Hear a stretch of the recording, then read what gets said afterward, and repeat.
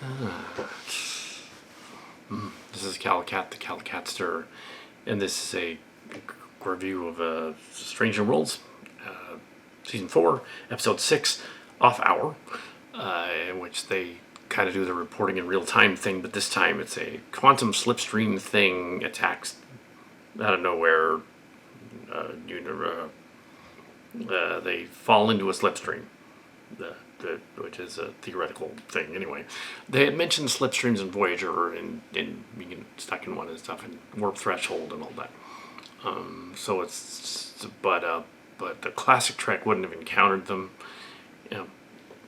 So in this one, it's a combination of disaster, Das Boot, and possibly the Poseidon Adventure, I guess. A number of other disaster story ideas. The crew has to survive the thing with ships speeding along in real time, and they have to. Yeah, Mbinga's injured, table crushing. Nurse has to stay in sick bay, trying to figure out how to stop that. The corridors become impenetrable, passable because life support goes. Some other trapped on the bridge and injured and stuff, and then somewhere down in the lounge, there's a scene where there shouldn't be a 10 forward in classic Trek. Anyway, but yeah, and they have to go there, and then the piano gets destroyed, Looney Tunes style, by the gravity shear, which should be tearing the whole ship apart. I think. They just say it's in the one place. Why is it in the one place? Yeah. But the episode overall is a disaster sort of adventure thing, a classic TNG type of story, probably left over from that. Works. Dr. Boyce looks like a Calicat, but it's not me. No, that guy's a little older than me in this story. He's clearly older, 10 years older. But yeah,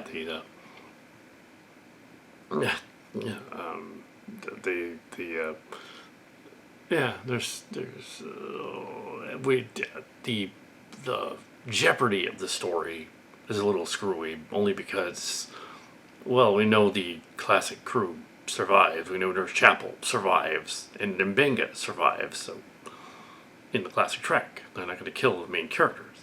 So the jeopardy is kind of that, kind of saying, like, well, it's not really jeopardy for them.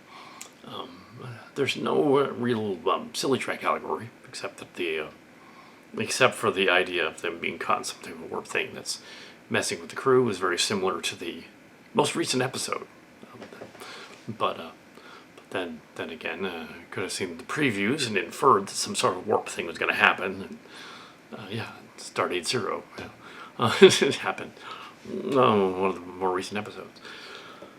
Let's assume that could be the case. Of course, in that case, it was an alien. It was a Q-like alien that's different than this one. It was causing things to happen, whereas this one is, they didn't explain it. They mentioned hard neutrinos or strong neutrinos, which would be probably bosons and not neutrinos, but that's okay. Dark matter particles, and dark energy particle. Only means they don't know what they are. They don't see them.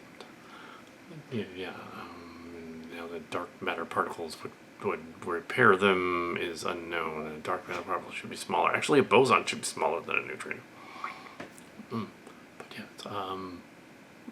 It's another one of those episodes where they mention pseudoscience, like they did the ley lines in that one episode, and they just go about it like it actually works, because it's a science fiction fantasy story and it has to work for the plot. It becomes a MacGuffin. It's a MacGuffin. The neutrinos are a MacGuffin. Spock outside the ship on the hull. La'an goes to rescue him. They try to launch a probe. It's destroyed. Spock's got to go out there to launch another probe. Scotty crawls up in the Jeffries tube. Told Pelia to be a miracle worker, as though she invented miracle worker. That's a little cheesy, but that kind of it works, I Yeah, the idea of a ticking timer ending was one of the stories pitched. So yeah, this is the one. But yeah, there were a couple other ones like that. But yeah, the ticking timer. Yeah, yeah. No. Common in action movies. They were trying to do their version of that uh, on a par with Armageddon and possibly um, the Tom Cruise Mission Impossible movies as well, with the ticking timer going on.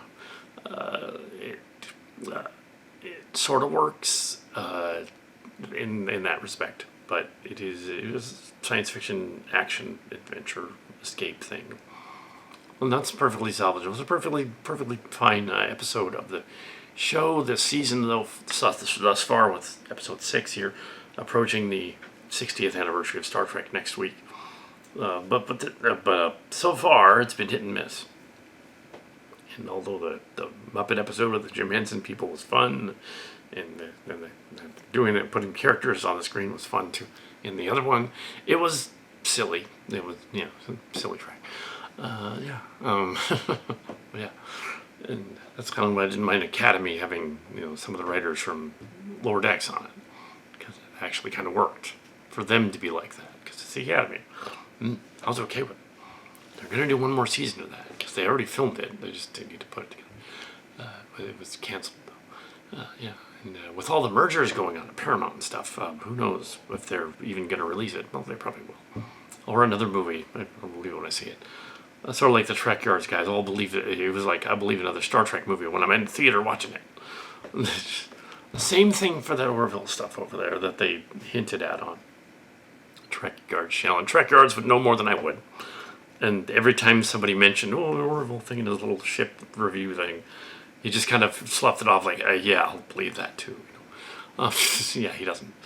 But yeah, he's paying attention to the trades and stuff they're about that. So what I'm trying to say is, in that case, a niche property like Star Trek, a niche property like the Orville, is not that bankable. And even though they were allowed to do a season of the Orville, a third season for Hulu. Hulu is now under restructuring over at Disney and is being phased out. And they already tried a niche property. They tried to do The Mandalorian and Grogu, the movie, based on the Mandalorian series. It didn't go over too well. It wasn't very good.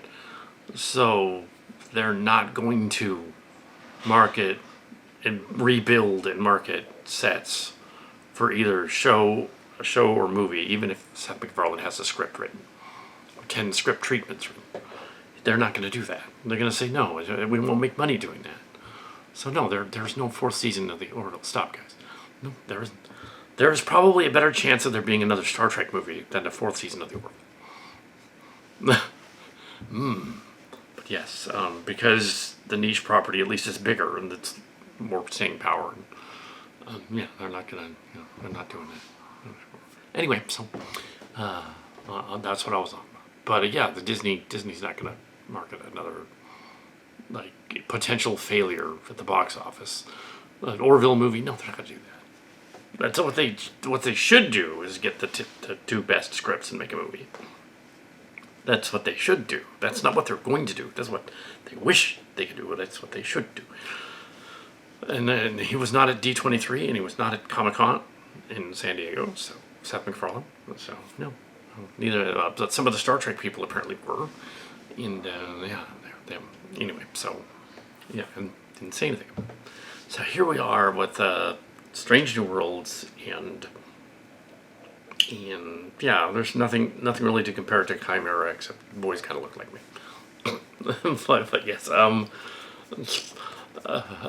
older. And so yeah, the anniversary's coming up. There is CalCat will be on hand with all the CalCat characters tomorrow and the next day and the next day at GalaxyCon 2026. So we are going to celebrate the 60th anniversary in San Jose, but in a different way. We're going to have, of course, we can't record the guests, but there's a number of guests that'll be there. George Takei and Brent Spiner and Cheech and Chong and the Lex and Tim characters from Jurassic Park, among others, will be there. But not all of the cast. It's not really a Comic-Con. It's San Jose's version of Comic-Con that the Florida company bought it up. So see you there. Yeah. But yeah. So what that said is for the premiere of next season, which begins immediately after the convention, putting together the premiere. The finale was the two-part TMS episode for our fan film. This is the Stardate Zero was before the TMS two-parter story, which was meant to be one but ended up being two. And that's fine. But yeah, and that got re-edited and re-recorded and stuff to take out certain elements that didn't belong and errors. So the three of those got reposted just a few days ago. So and one of them yesterday. So that was the last three of the season. Extended season 3. On into fall. Star Trek wise, it would be the year 2403 right now, beginning of 2403 in Star Trek. And in the classic Trek, it would be 2326. So, 3 years after Stardate Zero. So it would be Stardate 3000 again. Stardate 3000. Next generation was 410000 or 2364. So yeah, there you go. Anyway, so doesn't matter. It was an okay episode. It was fine.